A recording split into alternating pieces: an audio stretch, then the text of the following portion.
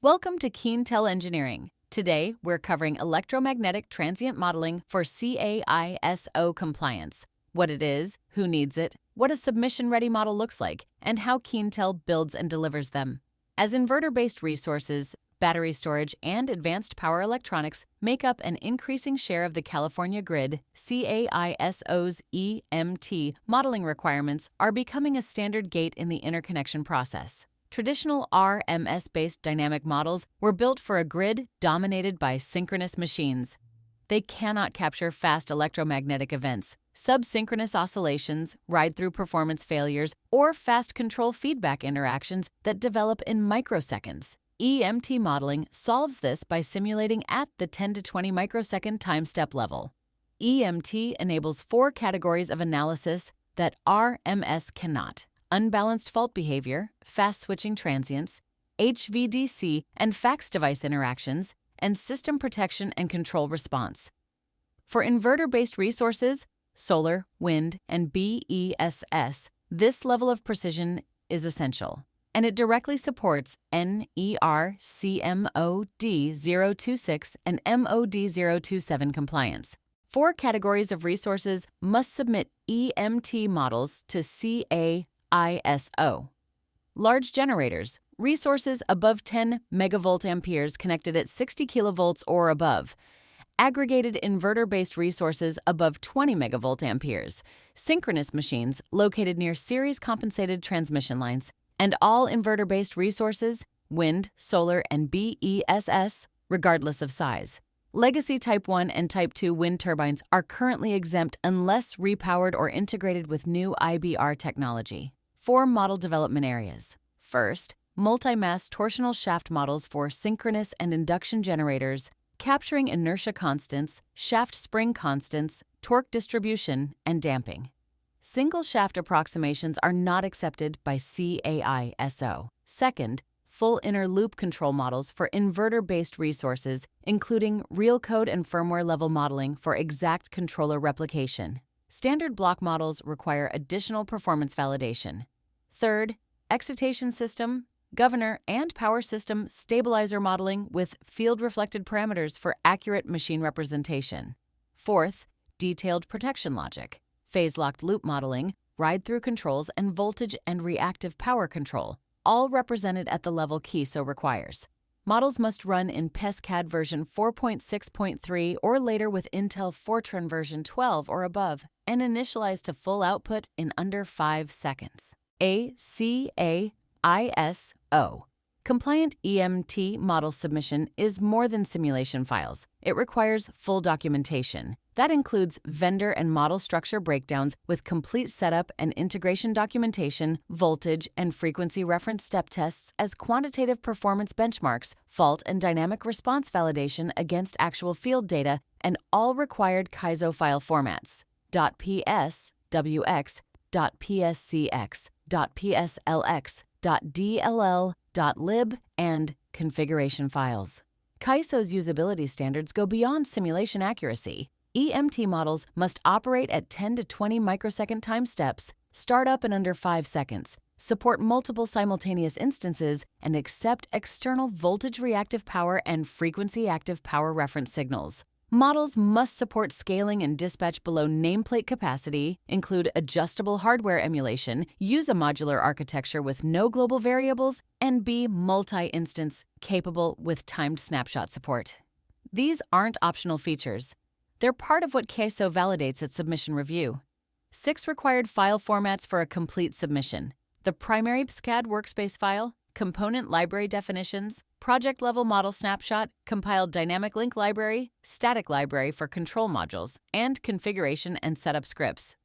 Keentel handles coordination with all major California planning coordinators and participating transmission owners, PG&E, SCE, SDG&E, and Gridliance. The full submission package includes validation reports, model benchmarks, configuration files, and direct coordination support through the review process. 4 reasons: deep CAISO and NERC expertise, specialists in both the California ISO compliance process and North American Electric Reliability Corporation requirements, trusted utility scale partner, a proven modeling partner for renewable energy developers and independent power producers. Field-proven models, not just CAISO compliant, but validated against real plant performance data. And PSCAD and EMT depth, specialists in power system studies and EMT-based simulation for inverter-based resources, BESS, and synchronous generators, backed by more than 30 years of electrical engineering experience. Why does CAISO require EMT modeling? To capture high-frequency transients and control dynamics that RMS models cannot represent, especially with increased inverter-based resource penetration. What PSCAD files are required for submission? .pswx, .pscx, and .pslx, along with associated .dll, .lib, and configuration files. Are legacy Type 1 and Type 2 wind turbines exempt? Yes, currently exempt unless repowered or integrated with new inverter-based resource technology. What is the difference between real code and standard models? Real code uses firmware or compiled control logic directly. Standard models may require additional validation against field data. How detailed must generator protections be? All AC and DC protections must be represented: under and over voltage, frequency, loss of field, subsynchronous oscillation mitigation, and more. How should inverter intercontrols be modeled? Use a full IGBT switching model or average source with complete intercontrol detail. Standard block models require performance validation. What is the multi-mass shaft model requirement? Models must reflect inertia constants, shaft spring constants, torque distribution, and damping.